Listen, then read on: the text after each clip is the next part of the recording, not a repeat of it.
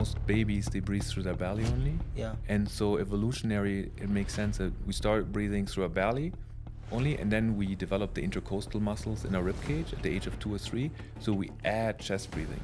But somehow I, like most of us, all of us, probably picked up shallow breathing from my parents, so I started to only breathe through my chest. I think a lot of the struggles we have is because we tense up and we limit our breathing capacity because so much about society is being in fight or flight mode, in constant alert mode. Being aware of my breathing, being able to slow it down is so empowering, and it's such a simple thing, right? Hello, guys, and welcome to another episode of the Just to Kick It is a Blessing podcast. Welcome to the podcast where it's all about time, where we teach, inspire, motivate, and entertain through the art of storytelling. Today, I have a special guest in studio with me. So without further ado, I will let him introduce himself. Welcome. Thank you so much for having me, Keith. Yes. My name is Hannes Bend. I'm the startup founder of Breathing AI and Vital Sign AI, and we're all about human AI synergy and how we can use AI to make our lives healthier, happier, and more harmonious without additional screen time or behavioral changes. And I love somatic experiences, breath work, and everything around making our personal lives better. Actually, I've been seeing a lot on your social media. You've been doing cold plunges. Mm-hmm. Yeah, what's that? How's that? I love ice baths. Yes. I love cold exposure, anything that invigorates me. Yeah. And so I've been guiding yoga, meditation, breath work, and ice baths for almost 15 years now or so. Oh.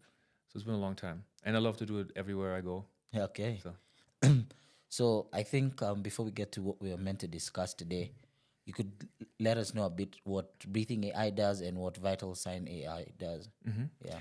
Yeah, so we started the work on Breathing AI about 11 years ago, and it was all about visual stimuli and how can we make our lives better without additional screen time. Okay. So we right now for Vital Sign AI and Breathing AI, we use the webcam, among other things, to detect our emotions, our heart rate, our vital signs, and our posture. And then we give, gentle nudges, or we automatically make the screen time better. So I have multiple AI patents, and we're building out the AI, but very different, just serving us, making tech adaptive to us. So it's very fun because there's always a super benefit for everyone who uses it. Yeah. You said you've been doing research for 11 years. Mm-hmm. We didn't know about AI 11 years ago.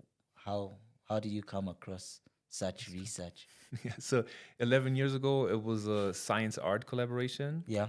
And so I think I love art, and I think there's a lot of undervalue of what art can bring to society. But we did that back then to look at what kind of visual stimuli people really like, Yeah. and what kind of meditation practices are beneficial. And then we published at Stanford, won awards, worked at MIT, Harvard, and so on, presented there. So it was really about how can we use tech in a more mindful way, Yeah. in a more embodied way. And so the journey led to the startups. And I think what I learned with AI, because I was in AI before the field but got hyped, is that it really needs to serve us individually. Yeah. And we have so much data. I think the thing with AI is there's so much data, but we couldn't process them 11 years ago. So now actually we can use AI and machine learning to process the data almost like this. Yes. Right? If we all use OpenAI or other products. So it could be done like this, and that wasn't possible 11 years ago. It's a blessing in a way to have, but it's a curse too, and we're probably going to talk about that. Yes. How do you stay on something for 11 years? A lot of us give up 2-3 years down the line. How do you stay on something for 11 years? That's a good question. How to stay into something for 11 years? Yeah. I didn't think I could do that myself. Yes.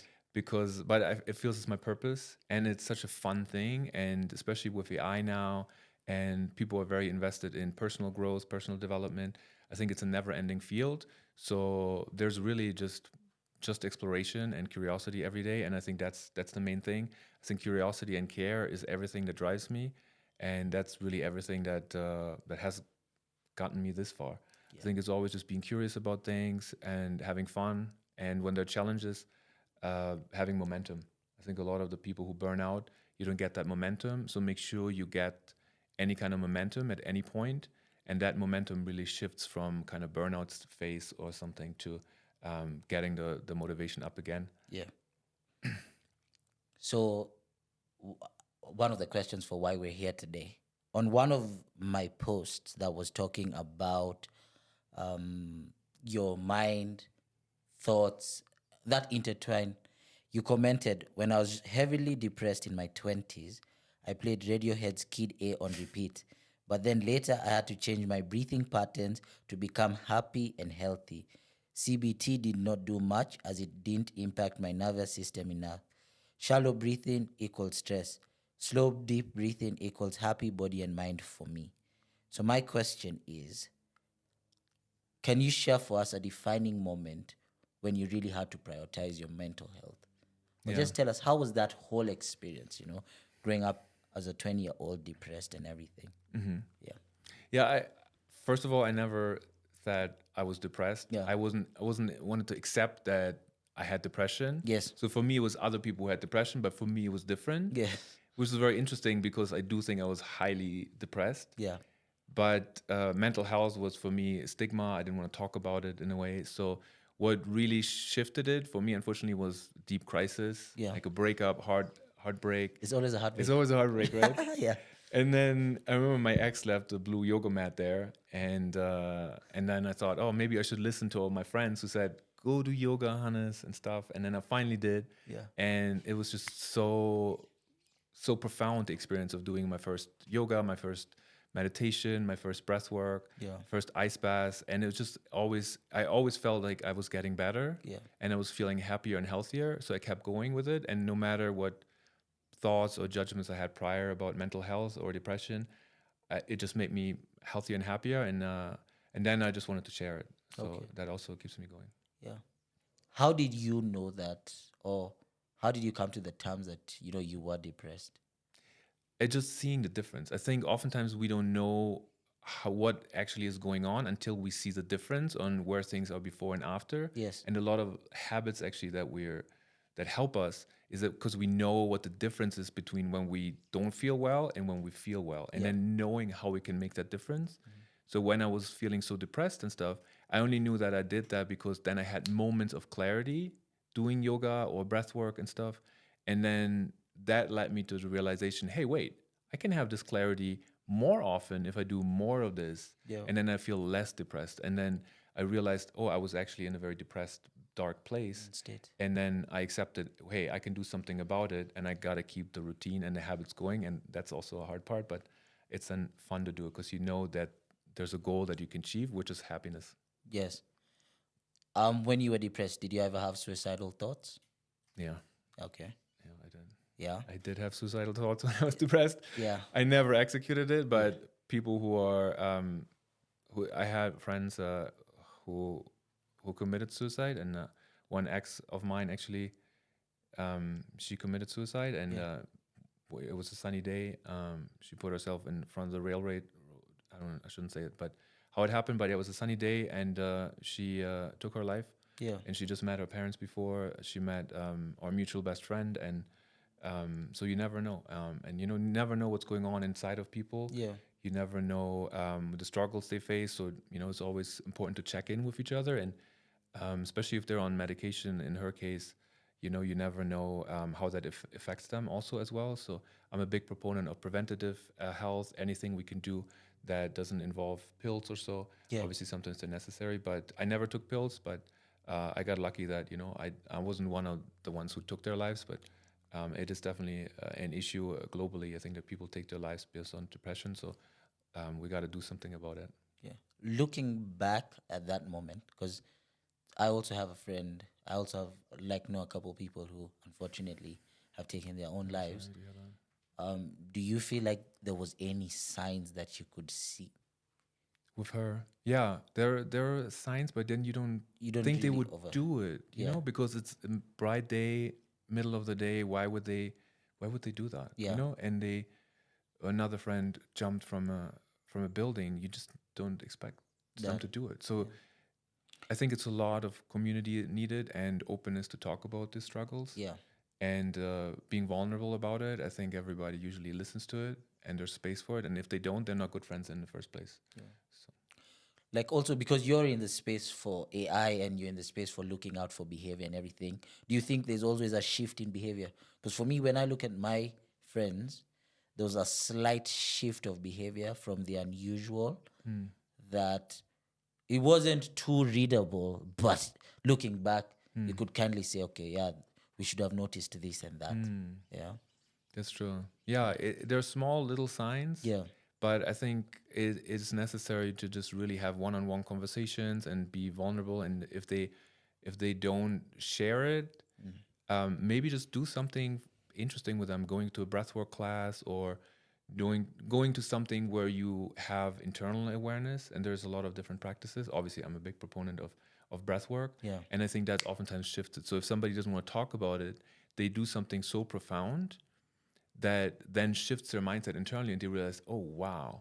And then oftentimes people after breathwork or other classes, they share a lot because it brings you to a very self-empowering but also vulnerable place. So they're more open to share these things. Okay. When you look at it, is there a misconception that people have about mental health that you wish they could understand? Yeah, Especially you also being through that whole experience. honestly, I don't like the term mental health because then it becomes like mental and then you think like, oh, my mental is not fine. Yeah. Because oftentimes, what we talked about earlier, it's really a somatic, a whole mind-body experience. Yes. So, right, somebody can change their diet and all of a sudden they don't feel depressed anymore. Somebody can change their breathing patterns and all of a sudden they feel happy. So I think it is a very embodied experience. And just the term mental health makes it sound like you're something wrong with your mental. Yeah. And so I think it hopefully gets a shift towards something more, it's an embodied experience, and maybe it's my mind, maybe it's my diet, maybe it's the lack of exercise or so, or all of it. But I think there hopefully will be more awareness to that, but also acceptance to the term mental health because it's not that bad of a term. So do you think like during your experience, of course there was that experience of depression, do you think you changed your diet, and other than the breathing, and what else did you change to be the person that's seated on this chair today? Yeah, as you asked me earlier also about the three habits, the most three powerful habits. Yeah. And I think one is really somatic, like body. Yes. So changing my breathing patterns helped me profoundly to change my outlook, to my momentarily awareness. Yeah. And the second was diet. Yeah. Intermittent fasting and reducing all the bad food stuff that we know is not good makes a really profound difference. Yeah. And then third one also with relationships is also just making sure that what are people's attachment styles, what are their openness, their vulnerability. I want to meet people, people who meet me where I am and where they are as well. So so I think those are the main three things. And I wasn't prioritizing that before when I wasn't feeling so well. Okay.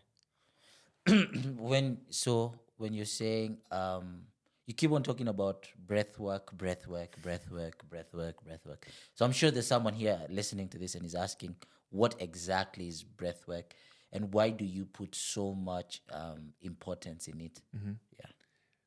Yeah. The main importance is if you have $1 trillion right now and you offer it to me and I can't be the one thing is to accept your $1 trillion you offer me is to not be aware of my breathing ever. I would not take the $1 trillion. Wow. Because the awareness of my breathing in every moment of my life, except when I'm asleep, is such a blessing. Yes. And if you look at different religions or different spiritual practices, breathing is always tied to life force, right? Like it's just life. Yeah. So being aware of my breathing, being able to slow it down is so empowering. And it's such a simple thing, right? You don't have to meditate. You don't have to go on a yoga mat. You can translate it to your workout practice, to whatever you do on your screen with Teams. If you go on stage, every breathing is the key. And so slowing down our breathing and breathing deeply is just the best experience. One of the best things I've done to myself. Yeah. I think number one is, first of all, I watched a podcast the other day and they talked about the importance of breathing, and they said, we don't realize how important breathing is, because breathing is literally the first thing you do that dictates life, and it's the last thing that you also do that ends life, So people need to understand it fully, and it's a lady who went on and on about the importance of breathing. And then the second thing is now that listening to that podcast brought me back to a conversation I had with the other day when one of my friends dropped me to the studio, and she's literally taken this energy of taking care of herself. She's gone through this transformation for I want to be the best version of myself. And when she's doing that, she went for yoga the other day, and her instructor told her, "You don't know how to breathe," and she got really offended, and she's like, "What do you mean I don't know how to breathe? I've been breathing all my life, you know." And she's like, "No, like, you know, you're meant to. I don't know. You're meant to what, breathe from here, but I don't know. Is it most people? You tell us." Yes. Yeah. No, in my workshops, I always say I guide workshops on the weekends about breathing and ice baths. Is a 6-pack free zone. Yeah. So I think a lot of the struggles we have is because we tense up, Yeah. and we limit our breathing capacity. Yeah. Because so much about society is being in fight or flight mode, in constant alert mode. Yeah. And it also obviously helps all the tech companies with the doom scrolling and being in fight or flight. But deeply breathing Yeah. is like not having a tense belly, Yeah. and breathing first through our belly, then our chest or throat, really our whole body. So it's a balloon belly inhale basically. And the ideal breath is 5.5 second inhale and 5.5 second exhale. So we can all do that in a moment if we just stressed right now or we're excited, just slowing down our breathing and trying to inhale for 5.5 seconds or longer. And then also exhaling for 5.5 seconds or longer. This really slow exhale. Yeah. And usually that immediately gives us energy, clarity, and relaxation. I like that you said that. Let's actually try that. Let me put a timer for 5.5 seconds. Let's do it. I don't know if my lungs can do that, man. Let's actually do that. 5.5 seconds. So, if you Relaxing guys, our belly, yes. huh? So relax. Let me even sit more relaxed. Yeah. So we relax our belly, and Yeah, then ideally we start expanding our belly first. So 1, expanding our upper belly. 2, our chest. 3, inhaling still. 4, 5, exhaling our upper chest, throat, and then briefly holding it. Yeah. And then also slowly releasing. 1, 2, 3, 4, 5. Adding a smile creates so-called happy hormones, if you want it or not. Yeah. So That's nice. how was that? I didn't look at it. No, Was no, that I didn't about- also look at it, but I guess now we could do it with the people listening at home. So let's go. I'm timing. Okay, nice. Let's do it. Yeah. So slow, deep inhale, feeling relaxed, and then starting to breathe through our lower belly, upper belly. 1, 2, expanding our chest. 3, upper chest. 4, throat. 5, inhaling a little bit more, and then slowly releasing. 1, 2, 3, 4, 5. Adding a smile and doing that again. Yes. The smile is also key. It's The smile is creates key, guys. Happy hormones. Yeah. Yeah. No, thank you so much for that exercise. I think, you see, I don't know who breathes like that. I don't even know if I've ever breathed like that. You know, we're always just panting. You know. That's true. Yes. Yeah. So, how was it growing up? Tell us about you. Now we want to know about you. Yeah. Yeah. So growing up, I grew up like most people. Yeah. With actually going back to baby, I had birth trauma actually. Yeah. So that's probably where a lot of my trauma comes from. Okay. So I almost died at birth. Oh wow. Sorry. But if you look at most babies, they breathe through their belly only. Yeah. And so evolutionary, it makes sense that we start breathing through our belly only, and then we develop the intercostal muscles in our rib cage at the age of 2 or 3. So we add chest breathing. But somehow I, like most of us, or all of us, probably picked up shallow breathing from my parents. So I started to only breathe through my chest. And then obviously with the birth trauma I had, I was a very depressed teenager and everything. Okay. And in my 20s as well. So it was a really rough journey. And it was really, yoga meditation helped me. Yeah. But it was really until I learned about deep breathing that I understood, oh wow, if I change my breathing patterns, I change my outlook on life, I change my performance, and I don't get sore muscles anymore and stuff. But as a child, I didn't really have that awareness. So so growing up, I had a lot of trauma, a lot of struggles and stuff, and I wish I would have known about breathing awareness. So what was that turn point in your life that you said, boom, something needs to change? Yeah, as a teenager, I was smoking a lot of weed. Yeah. I was drinking alcohol and stuff in my 20s as well, and it was really just the heartbreak. Yeah. There was a heartbreak and everything crashed, everything fell. It was a mutual breakup, but still, and then I realized, hey, yo, that was a wonderful woman. I was not able to be a good partner, to show up for myself, show up for her in a relationship. Yeah. So I just realized I had to do something about it. It's like you're talking to me. So, when you look back, what's that like one profound lesson that you learned from growing up that still guides you till today? The one profound lesson from growing up, I think awareness, anything embodied. Yeah. So if I would be a parent right now, I would make sure that my kids are very aware of their body. They exercise, but they're also aware of their inner body, Yeah. so-called interoception. Yeah. And I didn't really have that as a child. I remember moments as a little kid, I couldn't oftentimes fall asleep because I thought I would lose my sense of self. I guess I was a weird kid. Yeah. But I would lie there and I couldn't fall asleep. Yeah. Which is also an interesting observation, right? But as a kid, to be aware of like, hey, I have a sense of self. And then another thing is sometimes as a kid, I already tapped into breathing awareness. So I became aware of my breathing and I thought, oh, wow, what if I lose that awareness of my breathing now? Will I still breathe, right? So I wish I would have had somebody there who says, no, it's fine. I mean, obviously you can survive without being aware of your breathing, but I wish as a kid I would have had somebody who guide me there. And I've been guiding breathwork and stuff in schools a lot, sometimes on the side as a volunteer. So that's so profound, I think, for kids to learn that. Yeah. Are there any breathwork classes here?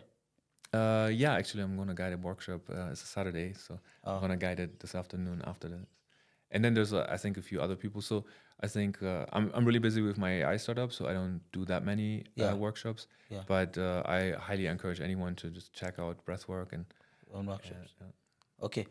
You've talked about a lot about as a child growing up, birth trauma and everything. Do you think sometimes we inherit a lot of our parents' emotional struggle? And how do you, let's start there first. Yeah, you asked me that earlier as well about breaking generational patterns. Yes. And it's also in science right now, if you look at it, epigenetic memory is there. So if we experience collectively or individually or parents trauma, we inherit that in a way in our body. Yeah. And so we need to do something about it. And there's also a very great term, it's called cycle breaker. So if you're a cycle breaker, that's a lot. And it's a lot on your shoulders to do that. But once you break the cycle of epigenetic trauma and of patterns, it's just so profound and it just opens up the whole world for you. So I believe I did that in many ways for myself, and I know some other people who did it. But it was a lot of work, especially before all these things were available, like it are right now. All these different techniques are available, so they're very powerful. But obviously, they take commitment and habit building. Yeah. How do you differentiate between your trauma and your parents' trauma? I think my parents' generation were very unaware of things. Yeah. There wasn't a lot of information about any kind of health, mental health, preventative health, all these things that we can do now that we have awareness for. So I think they were, going one way, and they didn't really have that openness. And obviously I love my family, but they didn't really have those information, those tools available. And so, and then there was also a lot of societal constructs on what you should do, what you shouldn't do. And I think that remains to this day in many older generations and stuff. So I think we can break those patterns and be more vulnerable to each other and show up for each other. And we become stronger that way. Yeah. I like what you said, and I think I've also said it in this podcast before, but I'll just repeat it. One of my friends went for therapy with her mom after convincing the mom for so long. They finally went to therapy together. And as she spoke, the mom was like, I think a lot of the things that you're going through is my trauma.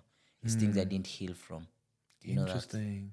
Yeah. Wow. And after that, now they've been they now really go for it because the mom also understood the pain or the trauma that she's put in the child and wanted to heal from that, wanted to open a new leaf for the child.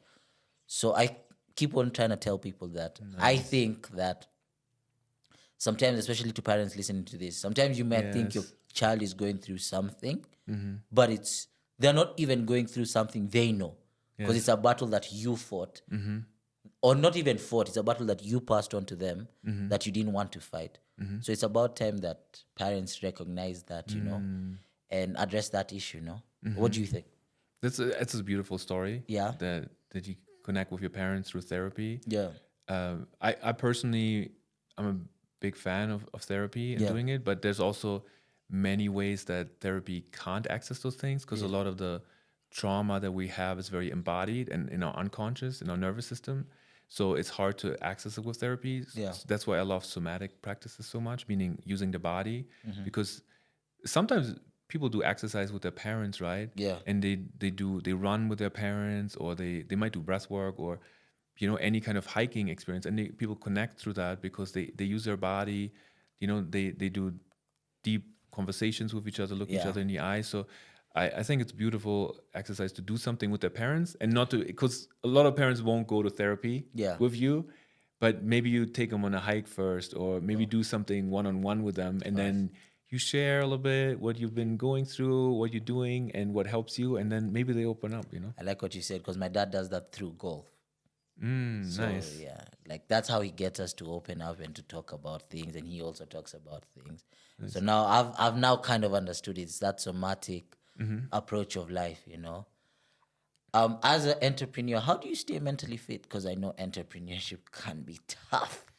It is, yeah. And mostly I've been a solo founder. Yes. So that's a rough journey as well, because everything's on your shoulders in a way. But Yeah. I mean, it's a blessing, right? I'm very grateful for that. And I chose that myself. So I'm definitely not a victim. And, but it's a rough journey. Yeah. So in order to stay through it, you just have to create habits or create your own superpowers. For me, that was definitely awareness of my body, Yeah. of my breathing. So otherwise, I would have not come this far, because oftentimes when you build something novel, you're against the odds, Yes, you and are. a lot of people won't believe in what you're building. Every no is a step closer to a yes, but you hear a lot of no's.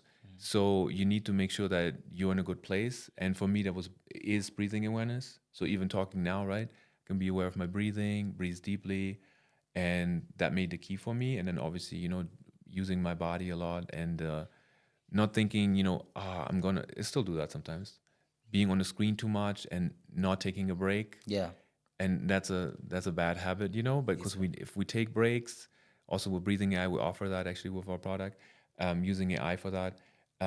We need to take breaks. We need to empower ourselves and just take a quick reset, a quick research does all the difference. And it could be a deep breath, it could be a walk, could be drinking water, better posture. Yeah. Is there a mindset that gets you through all of this? I know you've said one more no gets you closer to a yes. But as an entrepreneur, other than that breathing and that, is there also another mindset that gets you through things?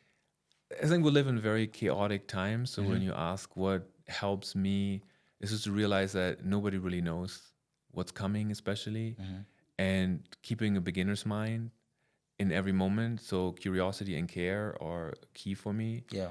Whatever you do in business or in private life, for me, obviously, it's every inhale could be deeper and it could be beginner's mind, but for other people, it might be something else. But every moment we can relax more, I think, take a deeper breath, whatever we do, and those are things for me that bring me back to the beginner's mindset, where I realize, wait, maybe seeing it from a different angle will help.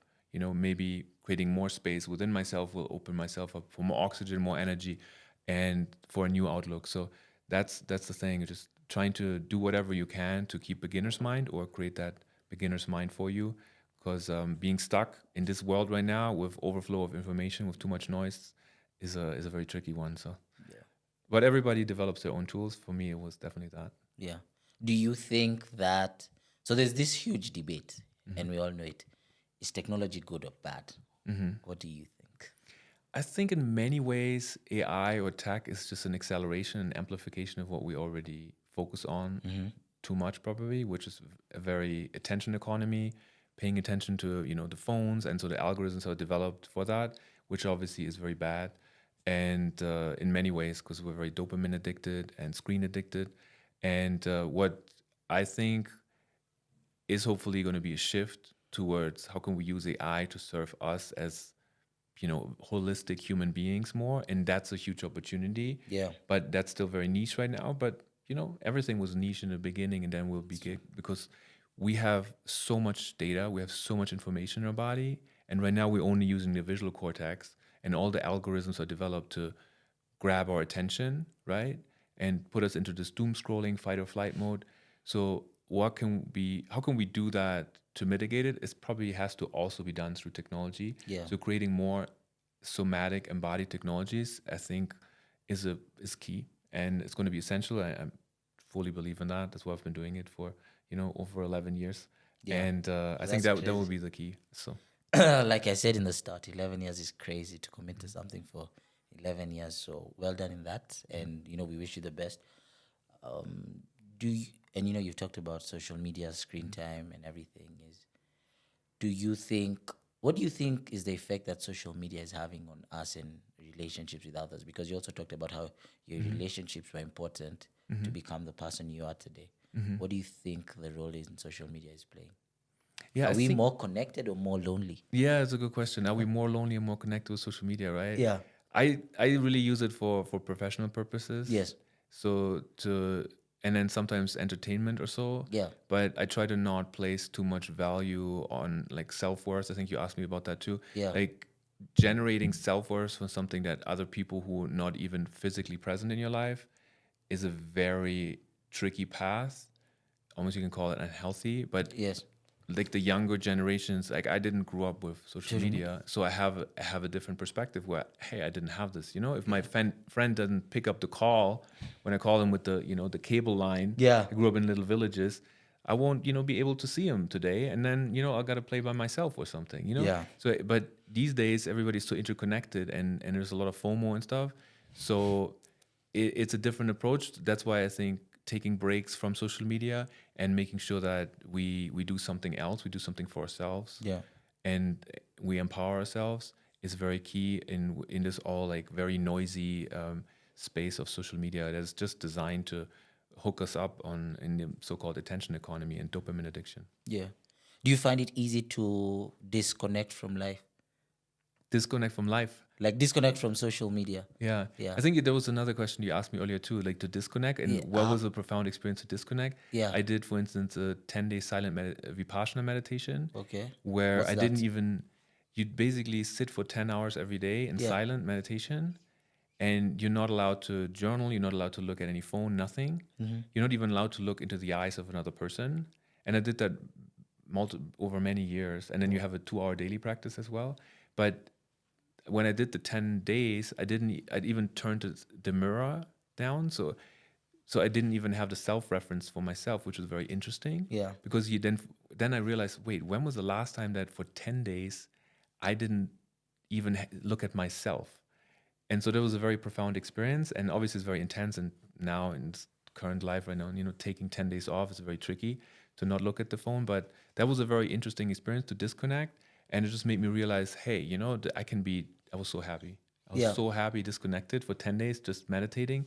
But it's possible, do that in like smaller segments, just to disconnect and just to focus on ourselves. But it's so hard in this world, right? So, but intentionally saying, hey, for 15 minutes, I'm not going to do this. I'm just going to sit in silent meditation, or just going to focus on my thoughts. And then maybe next week, it's going to be 20 minutes or so, it will make a big difference, because you want to build up those habits. You're saying for 10 hours. So how are you running a business if you are away for 10 hours? That was before. I was in neuroscience research and Okay. and psychology researchers I was working with. So I was able to, in those breaks, in science you have a few months break almost, and then I was able to take 10 days off there and stuff. So yeah, now it's kind of impossible. Yeah.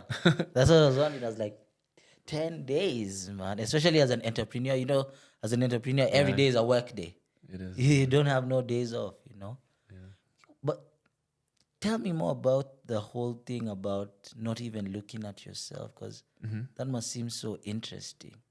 Because I can understand like blocking the world, but then now blocking yourself to actually be in your mind. Yeah. Yeah. How's that?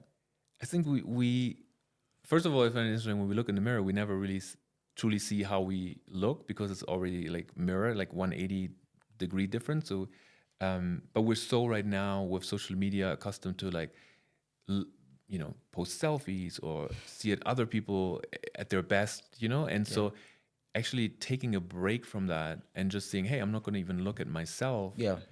And then it's just so interesting. You just realize so much is what we see of the world, and what others see of the world is just, it's kind of a matrix, right? We create mind constructs of something, but it's not how things are truly fundamentally are. And for Yeah. instance, Vipassana meditation says, this is how things are truly are. But you just sense things, and you just, hey, is that really real? And then if nothing is truly real, how can I find my footing in this world? Yeah. And what it makes me feel happy. Yeah. And I think that's also a nice realization. With everything shifting, with everything being so chaotic and noisy, just finding ways that empower us and center and ground us, I think is a huge benefit. Yeah.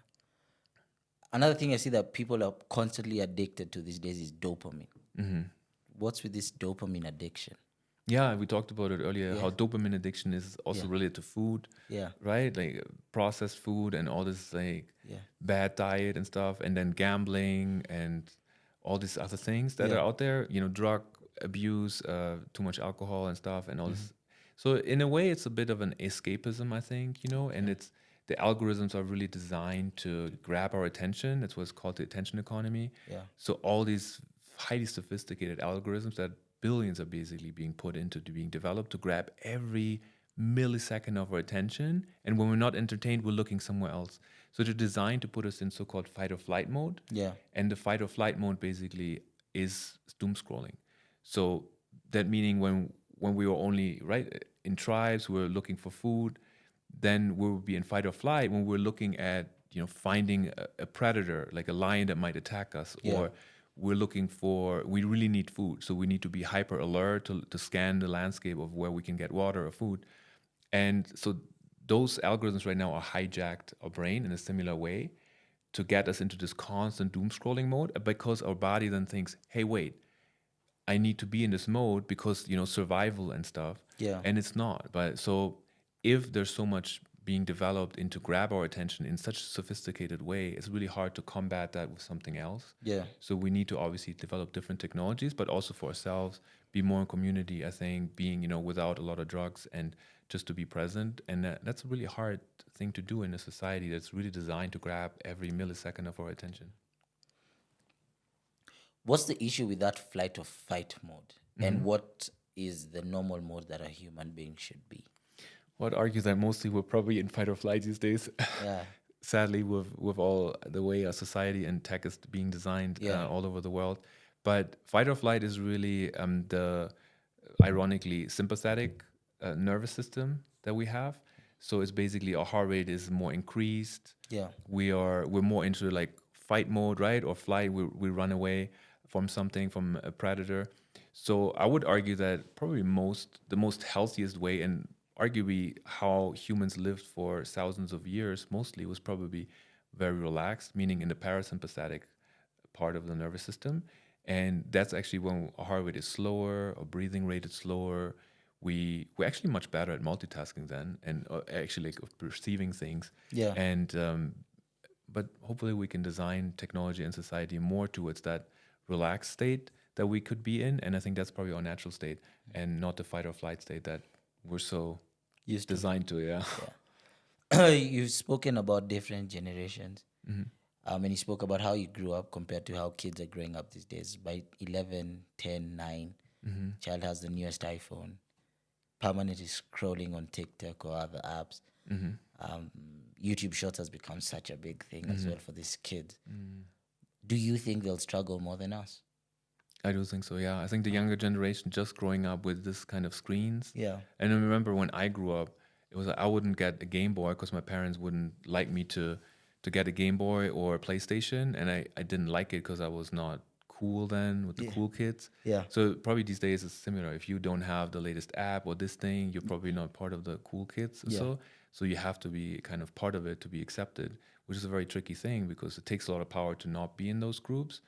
And so, yeah, I think it's going to be very tough with this generation. So we need to do something about it because the generation before us, they capitalized a lot of that. And especially if you look in the US and Europe, the generations before me, my parents' generation, they were much wealthier. It was easier for them to buy houses and everything. Yeah. So right now, for our generations, it's going to be really hard to have that same level with the same amount of work. So we need to work much, much harder. So I think for the younger generation, we need to do something about it and design technologies and ways of living right now that don't get them so hooked up to the dopamine addiction that they're probably already so used to. Yeah. If you could delete if you could delete every app from your phone, which 3 apps would you keep and why? That's a good question. I would probably have to do the email app. Yeah. So I can look at my emails, Oh, yeah. and then probably calendar, so I can Yeah. jump on the calls and stuff. And then I love Insight Timer.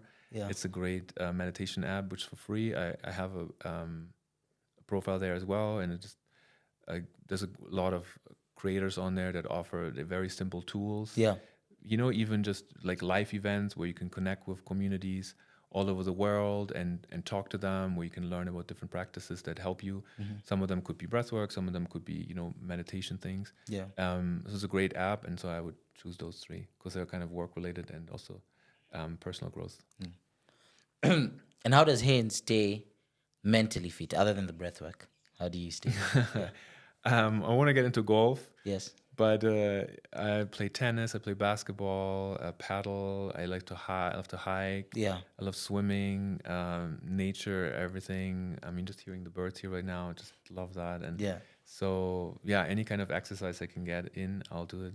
And any kind of like fun community event, I'll do. So that gets me off my phone. Yeah. Or I take photos.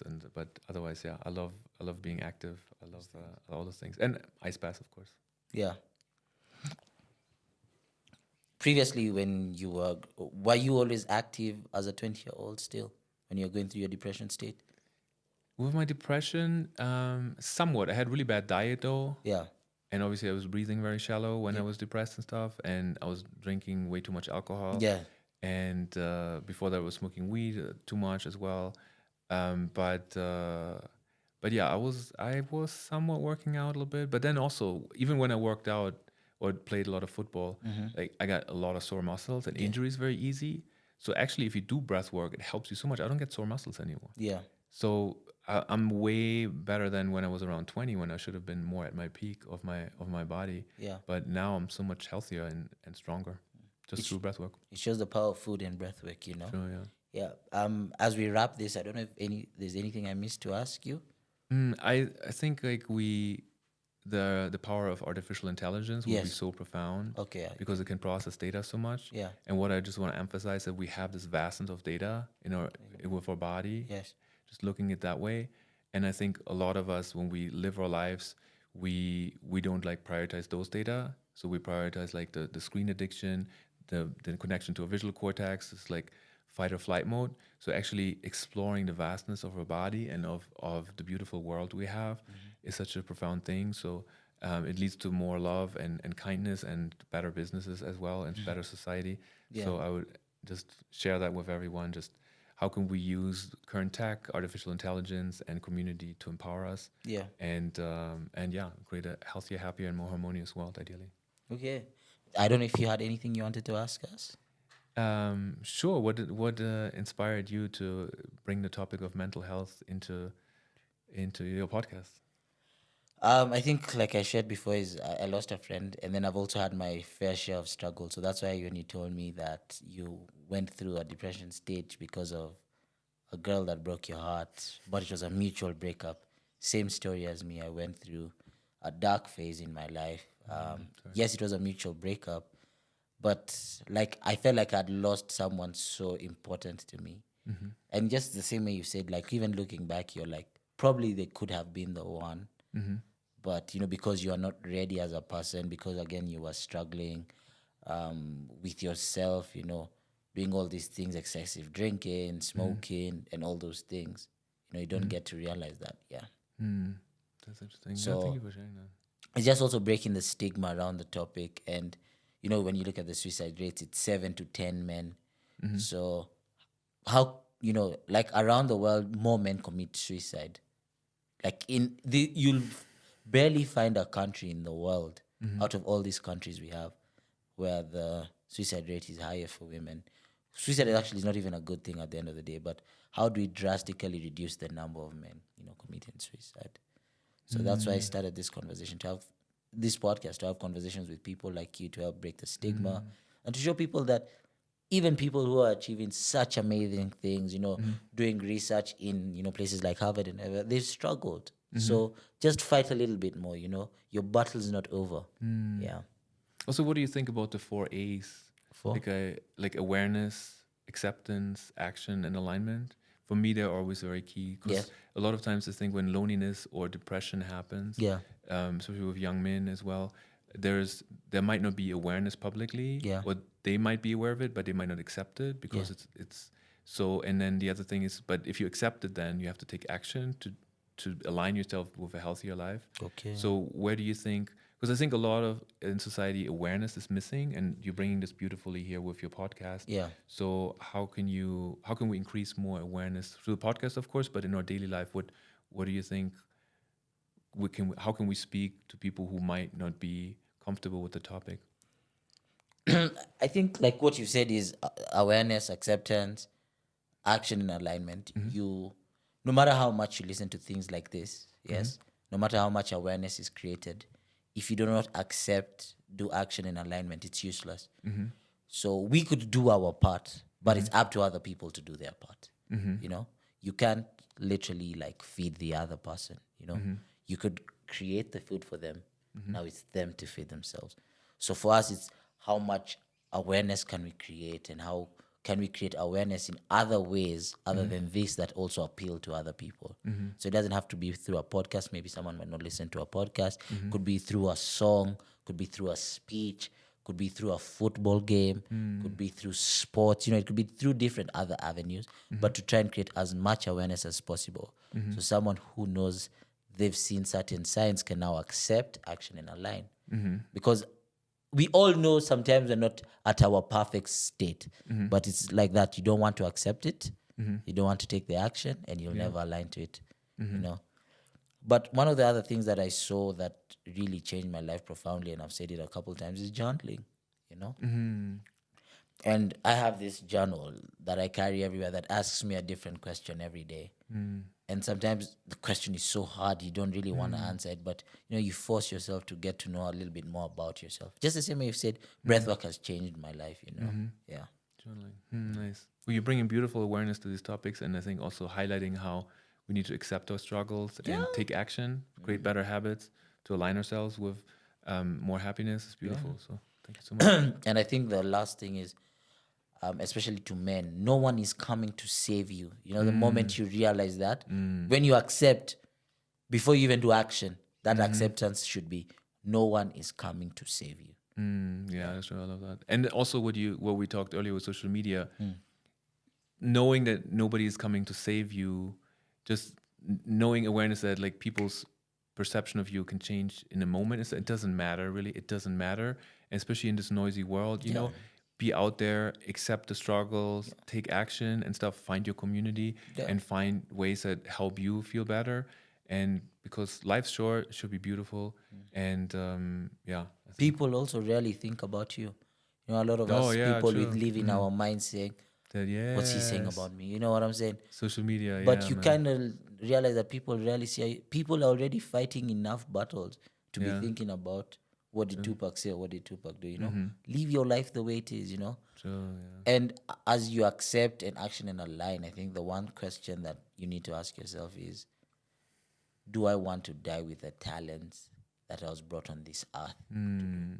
Because I was so scared about talking about this online, and I'd written this so many days, but I was so scared of publishing because I was like, what will my friends think about me? What will my family think about me? Then I realized one day, like, what do you think about yourself for having all this knowledge, all this experience that you don't want to share? Like, who cares, Tupac? If anyone leaves you, they were never really meant for you, Yeah. So true. I love that you started that. And I think you're an inspiration of taking the steps to be out there and being vulnerable, because failing is part of the process, right? If we don't fail, we're not going to progress, basically. And failing forward, right? Yeah. And not giving a damn about the social media or public perception, and trying to find breaks without the screen, and finding our purpose is a journey, but it's a fun journey. And and then all of a sudden you get to sit here now with people and have your team and have your audience. It's amazing. And for somebody else, it might be something else. And that's the goal of life, right? And life is like a business, you know. Sometimes you fail, sometimes you succeed, but doesn't mean you give up, you know. Yeah. And sometimes you just go back to the drawing board, see what can be done right, see what you've done wrong, you know. So it's also trying to taking more accountability, you know, in life. Yeah, You know? that's a good one. But thank you so much for thank you blessing so this much. podcast. We wish you all the best. We're hoping to have you again here when you've really broken this barrier, you know. With the AI stuff. Yeah, no, Yes. thank you so much for having me, and much love to everyone, and to you and your team. Thanks, Yes. gratitude for having me. All right. Thank you guys for tuning in to another podcast. Thank you guys for all of you listening and watching from home. And remember, no matter what you go through, no matter where you are, just to kick it is truly a blessing. Goodbye. Ooh la la, it's a brand new day. If a hater come, we are let him stay. If a demon come for the boom, yeah, singing no weapon forming against me shall prosper.